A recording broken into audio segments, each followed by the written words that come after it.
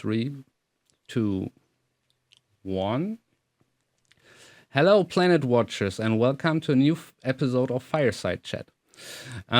Today I am here with a very pleasant guest, with Margherita she's our business development manager. And today the episode is without my co-moderator Axie because we're out of US time zone today. But we will cover this topic in a later episode and do a little bit of discussion. Today I am here to present you someone from PlanetWatch staff. And yeah, let's dive right into this. So Margherita, can you tell us firstly something about yourself? Of course. Hello, Merlin, and thank you very much for having me. It's actually a pleasure to be finally able to be part of this and to engage a little bit more with your community. My name is Margherita Bertossi. From my name, you can probably tell that I'm Italian. And I work as business development manager for PlanetWatch. I am a relatively recent addition to the team because I joined the company a little bit more than 3 months ago, so end of February. And ever since I joined the company, there's been so much happening, and I really, really cannot wait to tell you more about it. Oh, that sounds very cool. Can you tell us anything else about what you worked before and what is your perspective in kind of business development? Yeah, so in the first part of my career, which I refer to as my previous life, I was working in the asset management industry. So I've always worked in investment management. First, as an account manager, relationship manager in a very big asset management firm, so in a very large US corporate, and then as business development manager for an investment management boutique. So my focus has always been on financial markets and financial instruments, and that's what I've always that's the product I've always sold. And my interest for the whole environmental issue and for air quality more specifically kind of like prompted me to make this change and to join PlanetWatch. So to put my commercial and business development related skills at the service of what I believe is a more valuable cause. Oh, I mean, it's very cool that you're also here for the environmental mission, but I think our users will also very much appreciate from the background you're coming from, because like it's always nice to know someone who is especially versatile in such things. Now, more specifically, what in PlanetWatch, what do you kind of see your fields of works, or what are your tasks, basically, what you're currently doing? Or since you started, I mean, to be fair, you're only here for 3 months. I think you did a lot, but maybe you tell us a little bit about what you're actually doing. Yes. So let's say that I was drawn into PlanetWatch with a specific goal that was to identify new market segments, especially for the data monetization business, and to basically find new clients, find new users, find new areas where we can actually grow, and find new partners that can walk with us through this path. Obviously, that's kind of like that ended up being, let's say, 50 to 60% of my day-to-day job. I also work and engage with a number of current and ongoing partners. So some of the people that are currently watching this Fireside Chat might have engaged with me in the past. And I also assist to develop a long-term strategic commercial path for the company. So I also worked with Claudio and other people from the company to build what will be the long-term strategy of the company. I think you worded it in a very nice way, because like actually Claudio once said very casually, like in PlanetWatch there is nothing like an easy job, or like a job where you only have one certain purpose. You have to be versatile, flexible, and do many different things. So you shed light on this in a very kind way, I think. So over the past months, basically, there has been a lot about data monetization in company anyway. It kind of also fits the time you joined, and you kind of focused also on this topic, but more for as data monetization is more like a general term, or monetizing our data. What does it exactly mean, and how does it work in practice from your perspective? Yeah, so there's been a lot of talk around this whole data monetization concept, but what does exactly data monetization mean? So data monetization means selling our data, selling the data that comes from each and every sensor of our network. I mean, that's the goal, obviously, to third parties, to external users, to potential clients that are not interested in the hardware, are not interested in the sensors, but are interested in the data in itself, for the value it brings. So that's one concept that I feel has been discussed a lot over the past months, but maybe there's never been like a clear definition of what that means. How are we making this possible from a practical point of view?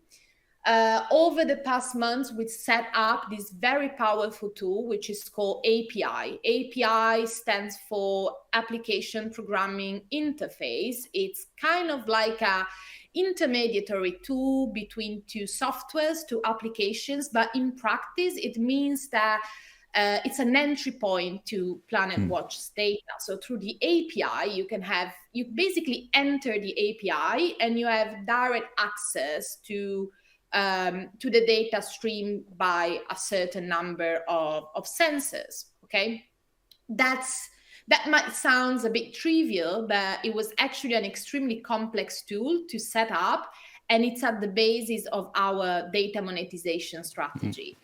But we're not trying to reach only clients that have some sort of like programming or computer related proficiency. We're also trying to work with clients and users who might not be interested, who might not have the capacity to set up their own interface, set up their own software, and access data directly through API. So we also set up a different way to access our data, which is our dashboard. Our dashboard is basically, you can think about as a box with all of these different visualization tools put together. You can see indexes, you can see the historical matrix, you can see real-time data, everything is put together and is delivered in a way that is easily accessible and is also very simple to understand, okay, for the end users. And this is thought for those clients who might be interested, for instance, in just sharing the data with their end consumers or with citizens, but we'll get to this later. So this is actually what revolves around the whole data monetization strategy at the moment. Oh, that's very cool. I mean, you explained actually some technical aspects there. I mean, I hope that at some point someone maybe from the tech department will also show us some more images and stuff like that. But I think you gave a very holistic explanation for everything, and it's kind of easier to get an idea how it will look later on for people that buy the data. That's very interesting. On that matter, but you were also mostly planning there, like being involved in planning the monetization structure, I assume. Basically, also like how those things look and everything.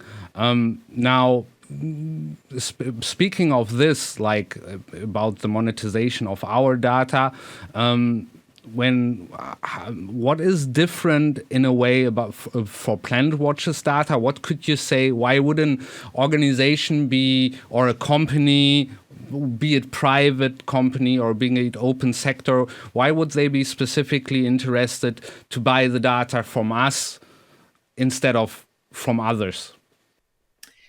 Yeah, I think there's one key word that kind of like resumes the whole thing, that is hyper resolution. Our data are different because they are hyper local, because they let you know exactly how the air quality is in a specific point in space. And no one, like no other data provider, no other data aggregator has the same power that we do have at the current time. And this is a matter of fact. And the fact that this is a very strong and powerful proposition was confirmed by the fact that we had some universities, some research institutes, so people working with data on a day-to-day basis, people knowing the in and the outs of air quality data, coming at us and saying, we need your data because, quality air has this thing that it tends to move. It's very volatile, and it doesn't stay still, and it can change like very, very suddenly and very, very deeply from one point to the other. So it's very, very hard, even with the most sophisticated algorithm, to kind of like infer on air quality data on a certain point in space from a sensor that is sitting like 5 kilometers away. That's very, very difficult. You can have the best algorithm in the world. You can factor in all of the different variables. This is still a very hard challenge. We do have the data on the place. We do have the data not 5 kilometers away, but like 500 meters away at best. So, that's a very powerful proposition. And we have people working with data that are kind of like acknowledging the fact that we do have this powerful proposition. And we expect other types of potential users, from governments to companies, to come at us and say, okay, we do recognize the value of what you're doing. It's already happening. We did have some very big announcement last week, but we expect more and more to come at us and say, we want hyperlocal air quality data. We don't want just simple air quality data. We want hyperlocal ones. I mean, this makes us all hope for a rosy future in that aspect. Sounds very good. I mean, you only joined the company like 3 months ago. It has been probably quite a ride for you. How, like, from a business development perspective, or more so from your perspective, what progress has been made? Oh, it's been a lot of work. So. No, sorry for the nervous laughing. It's been a lot. So the first thing that we had to do when I joined the company, like on week 2, we actually had to put a price tag on the data.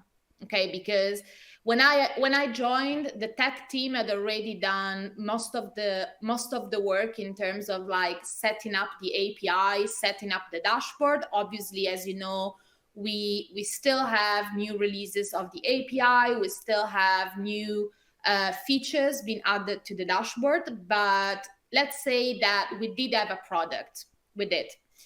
But what we didn't have was a standard pricing model for that.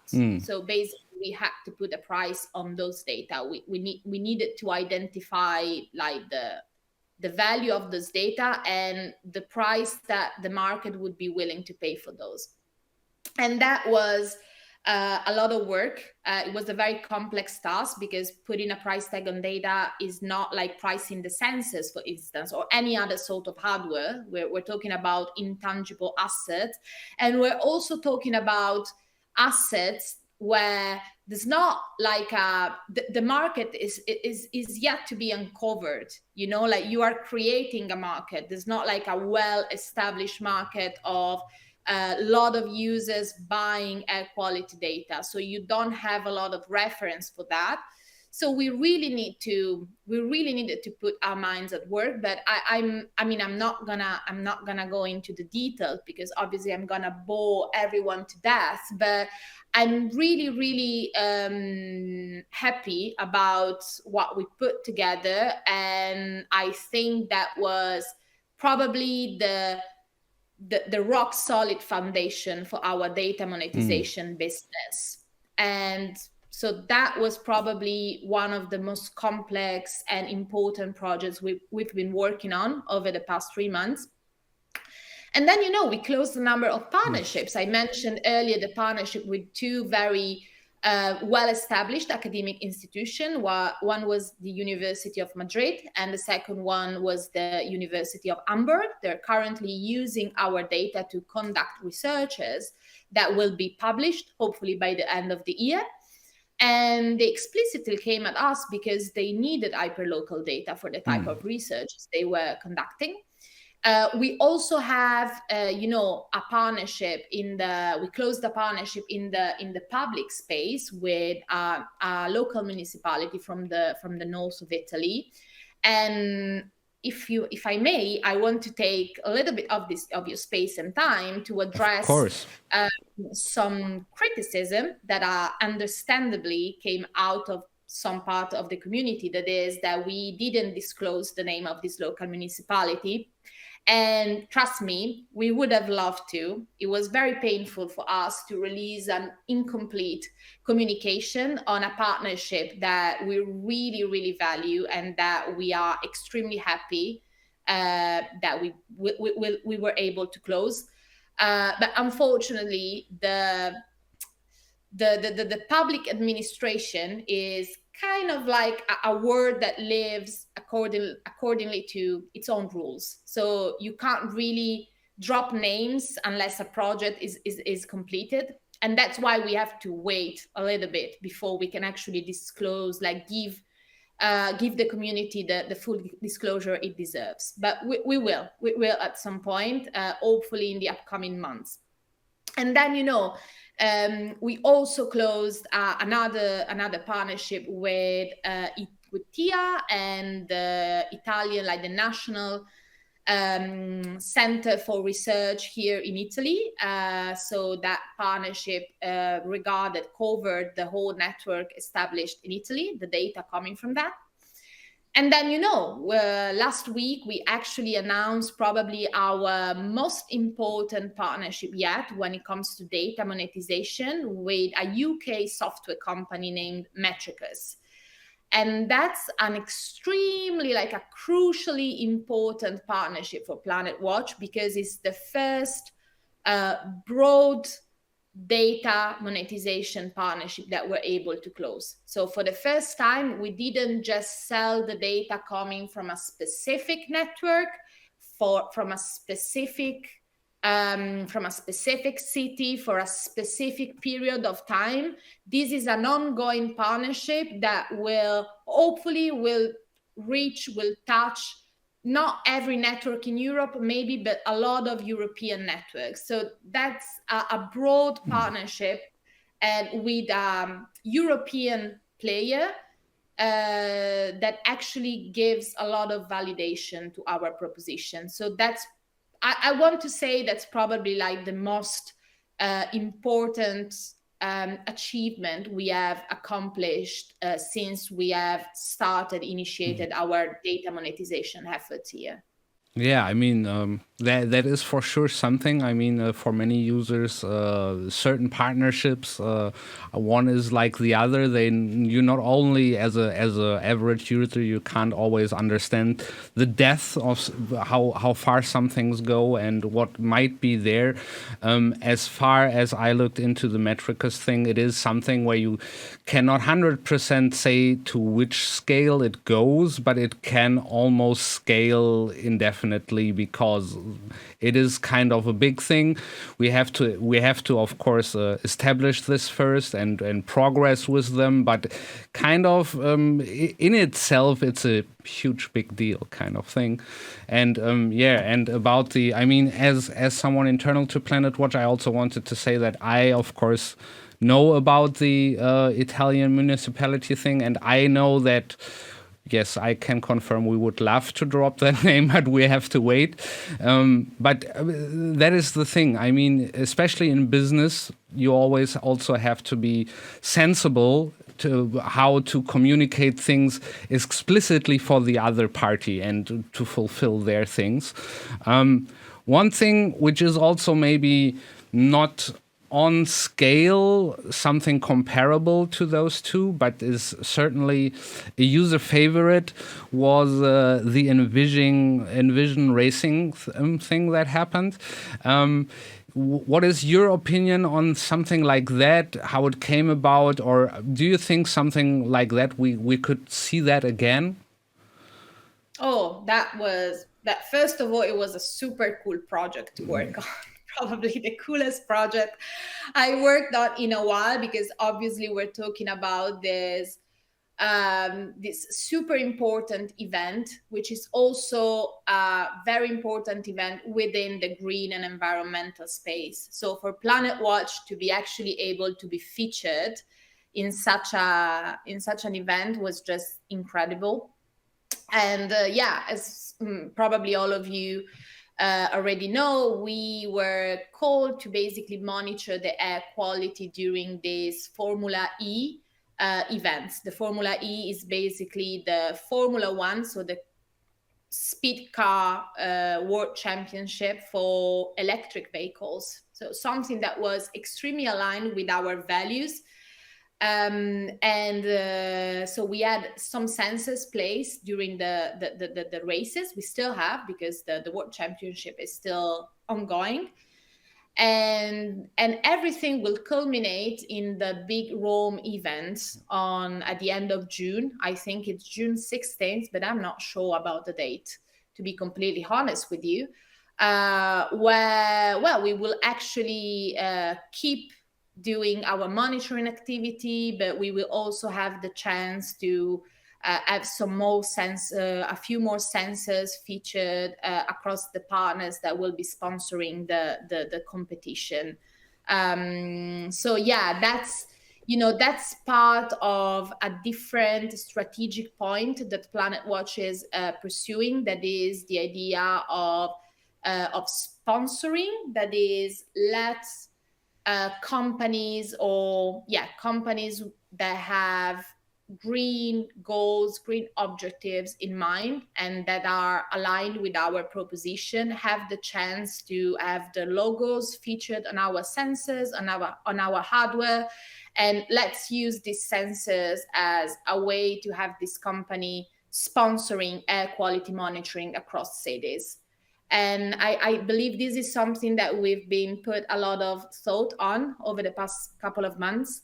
It's still, a early phase project, but I feel like it has a lot of potential and will help us gain a very solid network of valuable partners around the globe. So it's something we're really looking forward to.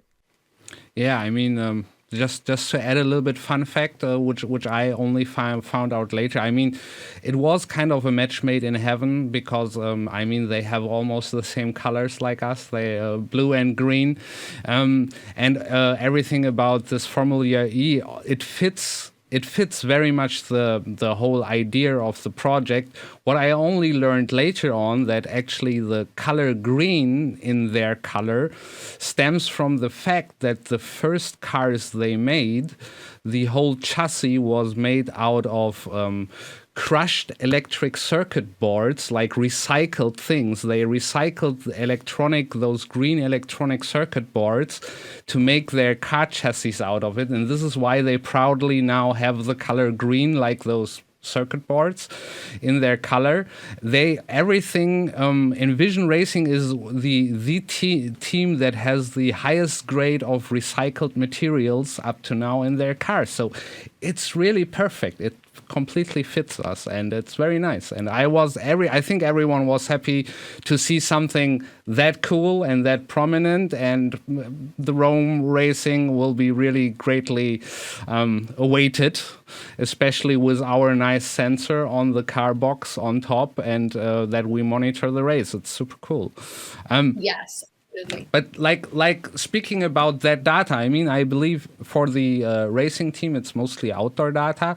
I wanted to also touch on the topic of which is always highly debated in our community, the value proposition between outdoor data and indoor data, because some people believe there is reason for both. Others say that outdoor data is always more valuable. Is there usage for indoor data? What is your opinion in business development about this? Yeah, I think I'll try to draw a line. First of all, let me say that there's value in each type of data. So both outdoor and indoor data have their own specific value. If I had to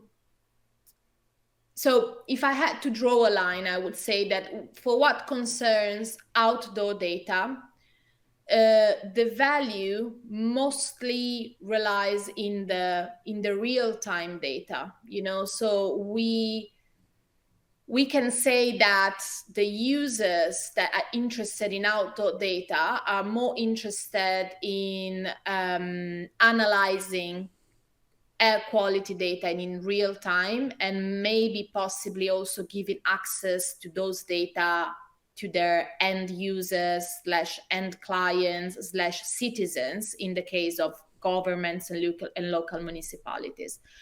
When it comes to indoor data, there's a huge market that is mainly based on analyzing those data for statistical reasons, for research reasons. So let me take a real example, that is the one coming from the University of Madrid, because the University of Madrid is actually using both outdoor and indoor data. Obviously, I can't disclose how they're using it because they're working on this research, but let me just say that they're using both.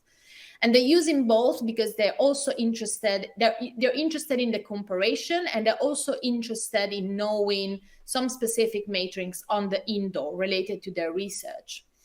And there's a huge market for data on indoor air quality parameters, especially for a network that is as broad and diversified and heterogeneous and global as ours. So if I have to list all of the possible uses that comes to my mind, like here on the shot, I would say that we have universities, we have research institutes, but we also have pharmaceutical companies and companies that develop solutions to the effects of air pollution, and that have a strong need of knowing the air that we're breathing in our houses and in our offices and in our working environment, etc., etc. And the same applies for insurance, for instance. So insurance companies, they have this whole algorithm that basically, to put it very, very simple, these algorithms are able to predict when a person is most likely going to die, or whether a person is most likely going to fall sick, to get some sort of some specific disease. And it's impossible to make this sort of accurate prediction if you don't know the air that people are breathing for 90% of the time, because unfortunately, we spend a lot of time indoor. We spend a lot of time working. We spend a lot of time, we also spend a lot of time at home with our families. So let's say that 70-80% of the time we live indoor and we breathe indoor air. And so companies like those are very, very interested in knowing the air that we're breathing. And we do have such a comprehensive, such an extent, such a dense network of indoor sensors that we really believe that this company should be interested in our data. Besides, as I said, academia, research institutes, everyone doing like academic researches on this type of issues. So to answer your question, two different markets, but one market is not more interesting than the other. They're just a little bit different. They have different use cases, but they're both there, and we're working on both sides of the equation to make it work. Yeah, that's kind of very cool, because I think also, like, my perception always was that both has value. And now if you think about how you expressed it, I mean, simply from a statistical perspective, collecting that much data over the days, I mean, we have not only the hyperlocality of things, but we also have very high frequency streams, and we really get over day averages from people. That's really interesting to see, like, from a statistical point of view. And I hope and think there is a lot of value in that. It makes sense to me. Yeah, and that being said, now, what do you see, like, generally as big challenges in business development? And maybe also more so you can branch out, what do you think is coming for the next year? Like, what will be the strategies there, or challenges maybe that we have to overcome, or that you have to also overcome? Oh yeah, so our strategy, it's actually, I mean, on my side, it's very easy to put it simple. We want to keep working on monetizing the data.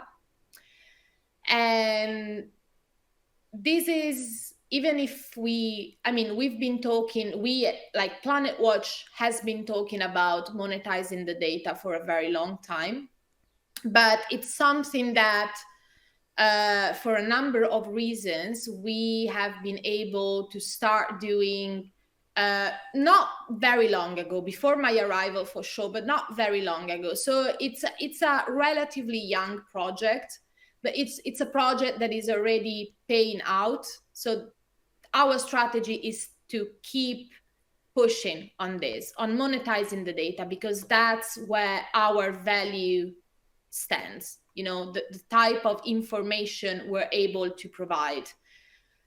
And so we're definitely going to strengthen our capacity in this area, possibly bring in new resources. And also, we are working hand in hand with the tech team to develop new features, to listen to the market, to understand what the markets want from a data perspective, and to translate it into our technological infrastructure. So it's a very on a side, we've already accomplished a lot, and we're finally able to go to the market with a product that is fully functioning and that is fully meeting the market needs. On the other side, we haven't stopped working. We're developing more. We are working on new features, and we are really trying to,